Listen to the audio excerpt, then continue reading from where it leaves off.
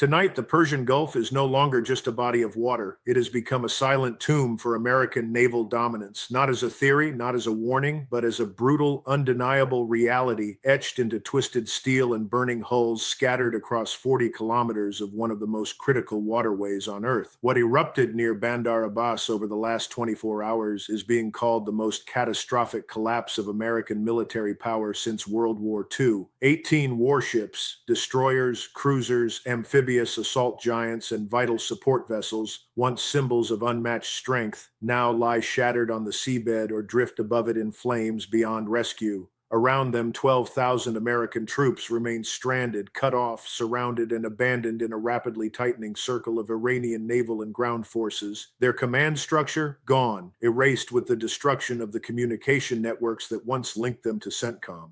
And in the deafening silence that followed, they surrendered.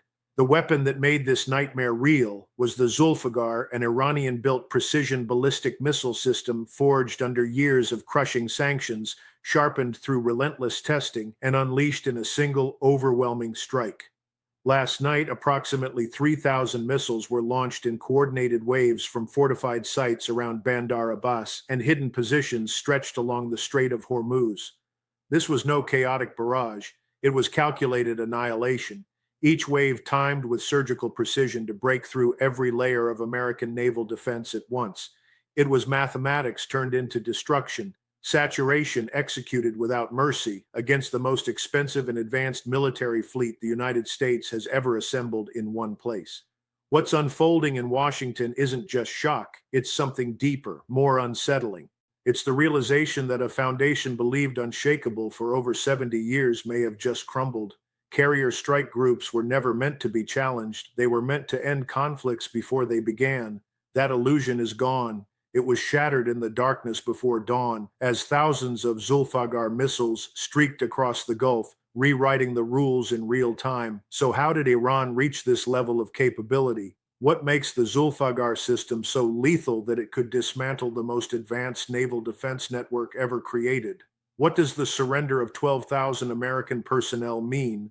Not just for the region, but for the balance of power across the globe. And perhaps most haunting of all, what kind of world emerges after the day American naval supremacy drowned off the southern coast of Iran? These aren't easy questions, but they are unavoidable. And in this analysis, we will confront them head on with the clarity and honesty this moment demands. But first, if you're here for insight that cuts through the noise and challenges the narratives you're told elsewhere, make sure to like, subscribe, and join the discussion below. Tell us, are we witnessing the moment that permanently reshapes the global order? Your perspective matters. Part 1, the Battle of Bandar Abbas, how 3,000 missiles changed the future of naval warfare. To truly grasp what happened off Bandar Abbas, we must first examine the battlefield itself, the environment American forces believed they understood, and the critical miscalculations that turned that assumption into disaster. In the weeks leading up to this confrontation, the United States Fifth Fleet, based in Bahrain, had been significantly reinforced as tensions along Iran's maritime borders escalated toward a breaking point. Reinforcements didn't trickle in, they surged. Additional destroyer squadrons were pulled from the Sixth Fleet in the Mediterranean and pushed into position. An amphibious-ready group carrying a fully equipped Marine Expeditionary Unit was rushed in from Diego Garcia. The carrier USS Dwight D. Eisenhower, already operating in the region, was reinforced by a second carrier strike group. What emerged was a massive concentration of American naval power across the Persian Gulf and its surrounding waters, an overwhelming show of force that planners believed would deter any escalation before it could ignite. They were wrong, not because the firepower wasn't enough. On paper, it was more than enough. They were wrong because their entire assessment was built on a flawed understanding of the threat. It failed to grasp what Iran had quietly constructed, carefully positioned, and relentlessly prepared along the northern edge of the Strait of Hormuz and in the terrain surrounding Bandar Abbas. Because Bandar Abbas is not just another port on the map. It is the beating heart of Iran's naval power, the command center of the Iranian Navy, the operational base of the Islamic Revolutionary Guard Corps Navy, and the backbone of the country's most densely layered coastal defense system. Towering mountains rise directly behind the city, forming a natural shield, perfect cover for hidden launch complexes that even advanced aerial surveillance struggles to fully expose. Scattered across the strait, islands like Abu Musa and the Greater and Lesser Tums extend that defense outward, hosting sensor grids, missile batteries, and swarms of fast attack craft that define Iran's strategy of maritime denial. In the months leading up to the clash, U.S. intelligence flagged increased Iranian activity in this region, but dismissed it as elevated, not decisive. That miscalculation proved fatal. What analysts failed to see was the scale of preparation. Zolfaghar missile systems quietly embedded within hardened, dispersed launch sites, engineered to survive initial strikes and unleash sustained waves of firepower against a naval force exactly like the one now gathered offshore. The operation began at 03:17 local time, but the missiles weren't the first strike. 4 minutes earlier, the battlefield itself was altered. Iranian electronic warfare systems activated in perfect synchronization, flooding multiple frequency bands with interference. These weren't crude disruptions, they were precise, calculated degradations. American ships weren't blinded outright, but their vision slowed, distorted. Data links between surface vessels and airborne early warning systems began to falter. Information arrived late, decisions lagged, and in modern warfare, seconds are everything. In those 4 critical minutes of compromised awareness, the first wave was already on its way. The Zolfaghar missile is not a conventional threat. It launches as a short-range ballistic missile, climbing fast before descending toward its target. But in its final phase, it transforms. Its maneuverable re-entry vehicle twists and adjusts mid-flight, deliberately breaking the predictive calculations that ship-based defense systems rely on. It doesn't just approach, it adapts. Combined with its ballistic trajectory, which stresses radar systems in ways cruise missiles do not, the result is a nightmare scenario, an engagement profile American defenses were never optimized to handle at scale. The first wave, roughly 600 missiles, was aimed with chilling precision at the destroyer screen, the outer shield of the entire formation. These ships carried the most advanced defensive systems in the fleet, but even the best defenses have limits: finite ammunition, finite engagement speed, and when 600 incoming threats arrive almost simultaneously from multiple directions, the math becomes mercilessly simple. Each system can intercept only so many targets per minute. Anything beyond that limit gets through, and they did. 4 destroyers were hit in that first wave. 2 went under in less than half an hour. The other 2 stayed afloat, but barely. Their weapons were silent, their systems shattered, their crews locked in a desperate fight against fires that refused to die, until the only option left was abandonment. And with that, the outer shield, the destroyer screen, was gone. The second wave came next, and it came for the cruisers, the backbone of the fleet's layered defense. These ships carried the Aegis combat system, the most advanced naval air defense network ever built. Under normal conditions, an Aegis cruiser is a fortress at sea, but this wasn't normal. Aegis was engineered for known threats, predictable patterns.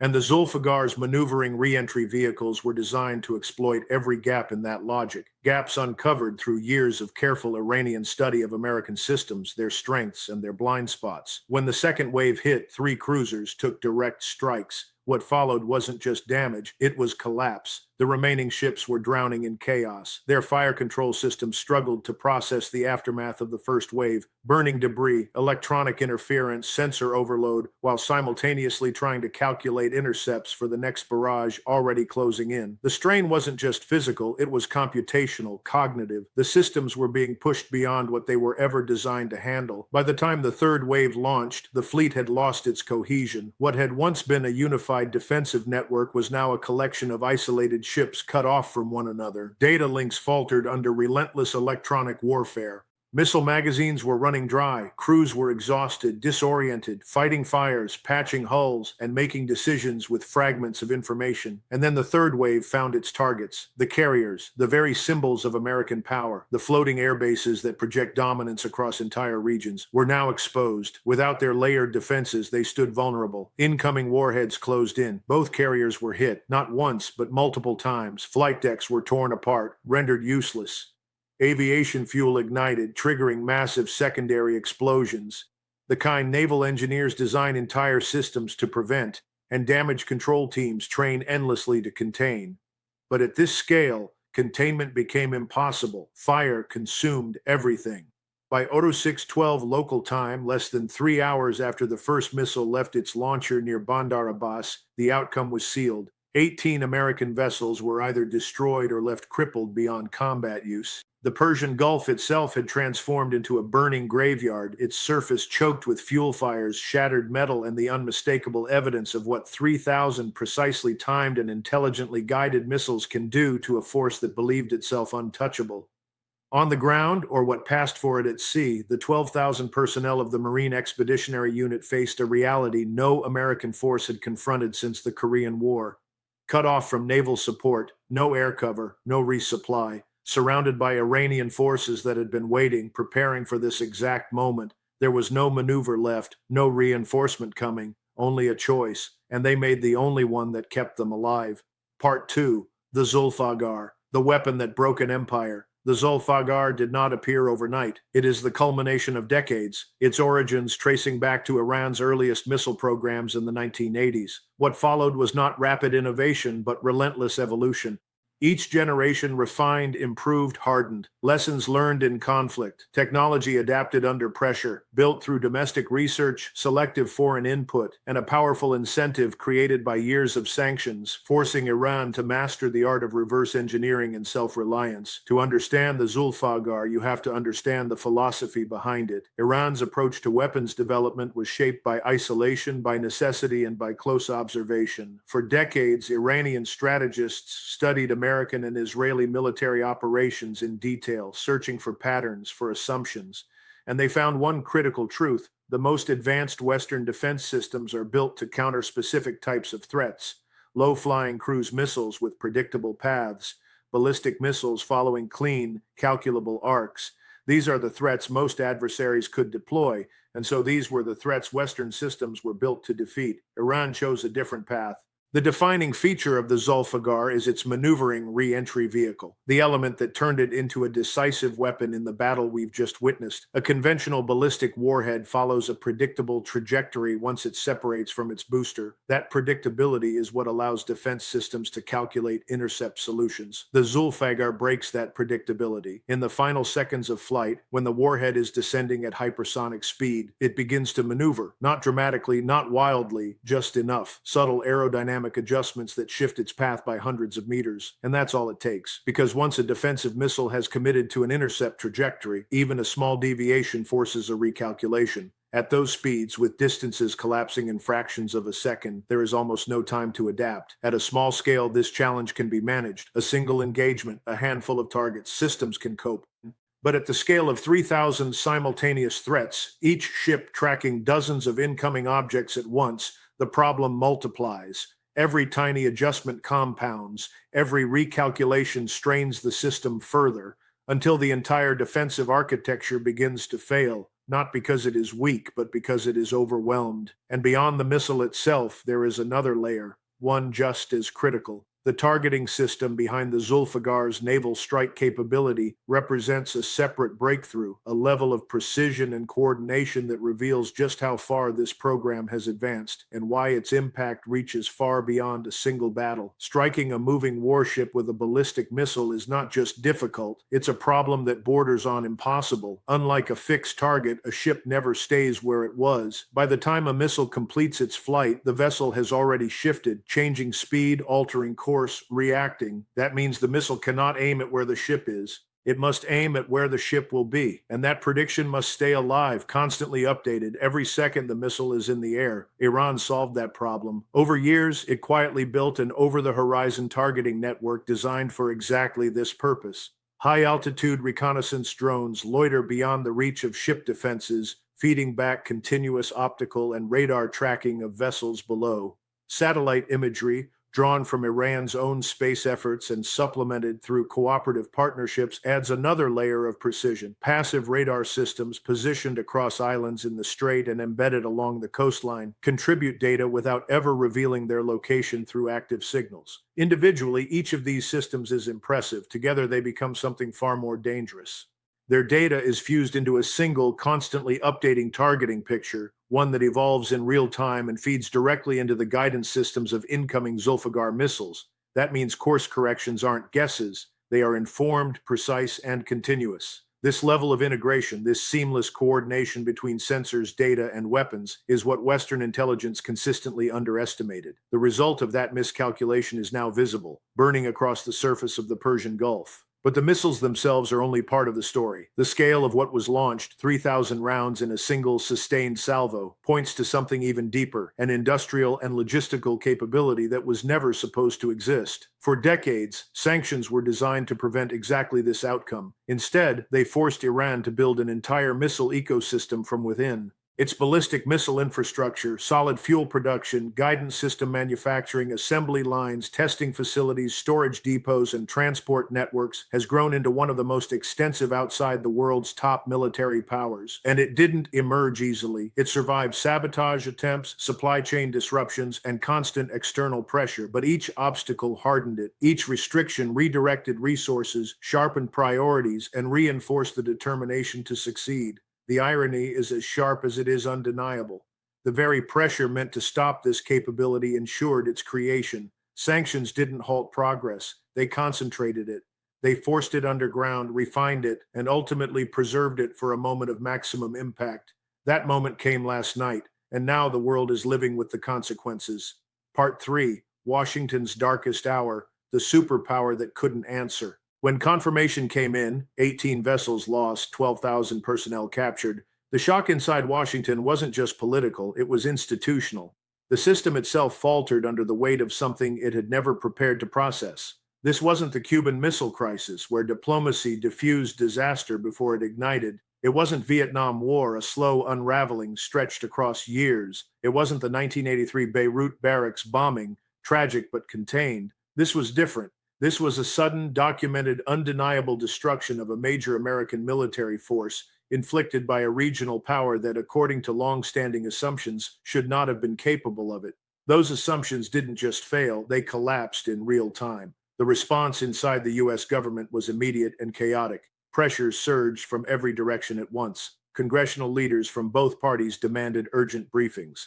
Military commanders at CENTCOM were stretched to their limits, coordinating rescue efforts, searching for survivors, assessing the possibility of further Iranian action, and trying to deliver clear strategic guidance to political leaders who were themselves struggling to comprehend the scale of what had just happened. And then came the question that mattered most: what now? Every option carried consequences, none of them acceptable. Direct military retaliation against Iran risked something long feared but never triggered: the closure of the Strait of Hormuz. That single outcome had always been understood as a global economic breaking point. And with 18 ships already lost and the remaining naval forces in a weakened state, the ability to strike back while also securing the strait was no longer guaranteed. Acting meant risking both a deeper military disaster and an economic shock that could ripple across the entire world. Escalation to nuclear signaling, the ultimate deterrent, was even more dangerous. On paper, it existed as an option. In reality, it was unthinkable. The global backlash to invoking nuclear threats in response to a conventional defeat, no matter how severe, would have shattered American credibility and standing. It would have transformed a military loss into a strategic collapse far greater than the original blow. Choosing to absorb the loss and pursue negotiation, the path that most directly protected the lives of the 12,000 captured personnel, came with a cost just as devastating as any military escalation, because the message it would send would echo far beyond this single crisis. Every rival in every region would reach the same conclusion: that if enough force is applied, if the blow is decisive enough, an American formation can be destroyed without triggering the overwhelming response that deterrence theory has always promised. That was the trap, and it hadn't been built overnight. It was the result of decades of careful design, layer by layer, capability by capability, until American decision-making itself was boxed into an impossible geometry. Every path forward led somewhere worse. Every option deepened the damage. The silence from the White House in those first hours wasn't strategic patience. It was something far more unsettling. It was shock, real institutional shock. A system built on decades of assumptions suddenly confronted with a reality it had never truly prepared for. The models didn't fit. The frameworks broke down, and for a moment there was nothing to say. Across the world, that silence was being studied. In Riyadh, in Abu Dhabi, in Tel Aviv, in Seoul, in Tokyo. Governments whose security depends on American guarantees watched closely, not just waiting for a response, but asking a deeper question: had the foundation of those guarantees just been shaken? Because this wasn't only about what the United States would do next. It was about whether it still could do what it had always promised, respond decisively, without hesitation, when its forces were attacked. The answers forming in those capitals in real time would not stay contained to this moment. They would ripple outward, reshaping alliances, influencing defense strategies, altering diplomatic alignments. The full consequences would take years to unfold, but the direction was already becoming clear in the hours after the Battle of Bandar Abbas. Iran, meanwhile, moved with calculated precision, not just on the battlefield, but in the aftermath. The 12,000 captured American personnel were handled in strict accordance with international humanitarian standards, visibly, deliberately, and in ways that were immediately broadcast across global channels. This wasn't compassion, it was strategy. Mistreatment would have handed Washington exactly what it needed: a surge of public outrage strong enough to override restraint and justify massive retaliation. Iran denied that pathway. By treating prisoners correctly and signaling openness to negotiations, it shifted the narrative. It demonstrated not only power but control, not just capability, but discipline. And that combination is what makes this moment so difficult to process, because the familiar frameworks don't apply. Traditionally, adversaries are categorized one way or the other, either dangerous but reckless or calculated but limited. Iran has just demonstrated something far more complex, a force that is both militarily formidable and strategically disciplined at the same time, and there is no simple playbook for that. Part 4: The Will Behind the Missiles, Iran's Conviction, and America's Disorientation. Wars are not decided by the number of weapons fired. They are decided by something far less tangible and far more powerful: the willingness to keep paying the cost once the true price of conflict is revealed. What unfolded at Bandar Abbas exposed a deep imbalance in that dimension, because launching 3,000 missiles was not just a tactical decision, it was a statement of intent. It meant accepting in advance that retaliation would come, that the consequences would be severe, that escalation was not a possibility but a certainty. And still, the decision was made. That kind of resolve cannot be assembled in a crisis. It cannot be imported, funded, or improvised. It has to be built over years, through experience, through survival. It reflects a system that genuinely believes its sovereignty, its position, and its identity are worth defending at any cost required. And that belief has been tested again and again. It endured the Iran-Iraq War, where the human cost reached into the millions. It held through decades of economic sanctions designed to break its momentum. It absorbed the loss of key figures, the sabotage of critical infrastructure, the constant pressure of covert operations aimed at weakening it from within. But instead of breaking, each of those pressures hardened it. Each one became part of an institutional memory, a record of survival under conditions that were supposed to be decisive. So when the decision came to execute the Bandar Abbas operation, it wasn't reckless. It was calculated. It was the conclusion of a long process, a strategic judgment shaped by 4 decades of endurance. Iranian leadership weighed the risks and made a determination that the long-term benefit of permanently altering the regional balance of power, of proving in the clearest possible terms that American naval dominance in the Persian Gulf is not absolute, outweighed the cost of whatever response might follow. And that decision reveals something critical. It reflects a confidence, not blind, not impulsive, but grounded in experience, that the state can absorb pressure, survive escalation, and emerge intact. It rests on a cold, calculated understanding of reality, an operational and economic framework Iran has refined over years of disciplined analysis. The option to close the Strait of Hormuz stands as a final deterrent, a lever capable of triggering consequences so severe that even the most aggressive American response must pause before pulling it.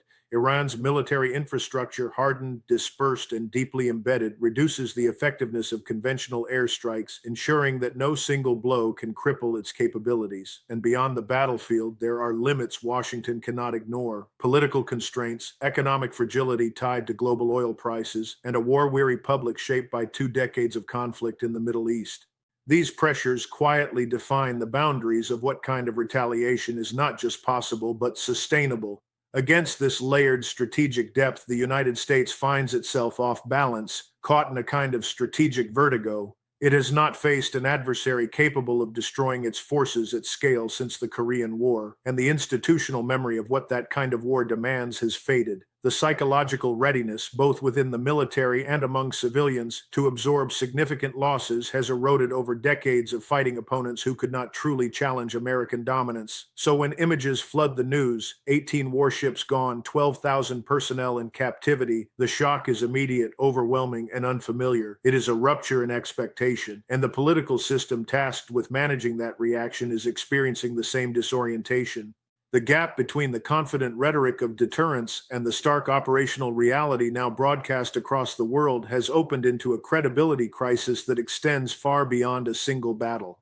For the survivors of Bandar Abbas, the sailors and Marines who fought until their systems failed, who made the unbearable choice to surrender rather than die without purpose, this moment leaves something deeper than scars. It leaves knowledge, the kind of knowledge that cannot be simulated or theorized. They have seen firsthand that the adversary they faced was more capable than they had been prepared to confront, and that realization will not stay contained. It will move through the ranks, forcing difficult questions, reshaping doctrine, and driving an institutional reckoning that only true defeat can produce. Iran, meanwhile, emerges from this confrontation with its strategic worldview affirmed at the highest possible level. Its doctrine of resistance, the belief that carefully targeted, asymmetrical investments built patiently and deployed decisively can overcome even the most powerful conventional force, has now been validated in the most visible way imaginable. The confidence this generates, not only within Iran's military establishment but across the broader regional networks it has cultivated, will influence strategy, investment, and behavior for years, perhaps decades. Part 5, The Day Everything Shifted, the redistribution of global power and the collapse of naval supremacy. Step back from the burning waters of the Persian Gulf and look at the wider map, because what happened there does not remain contained. It spreads instantly, irreversibly, through a global system that has just witnessed a fundamental shift in the balance of power. For nearly 80 years, the aircraft carrier has been the ultimate symbol of American reach. Since the Second World War proved that naval aviation had replaced the battleship as the decisive force at sea, carrier strike groups have been the centerpiece of U.S. strategy, the tool presidents rely on to project strength, signal resolve, and establish dominance in contested regions. In every crisis, the same question is asked in Washington: where are the carriers? Their presence alone has long been enough to shape outcomes, a visible reminder that American power could arrive anywhere, at any time. That assumption has now been shattered. 18 vessels destroyed, 2 carriers struck and rendered ineffective, the very icons of naval supremacy undone, not by a peer superpower, but by missiles launched from a nation long dismissed as incapable of posing a serious threat. And in that single, undeniable moment, the foundation of maritime dominance as it has existed for generations begins to crack. The question that will now echo through every crisis room, every war table, every allied capital is no longer where are the carriers? It is what are carriers actually worth in a world where they can be destroyed?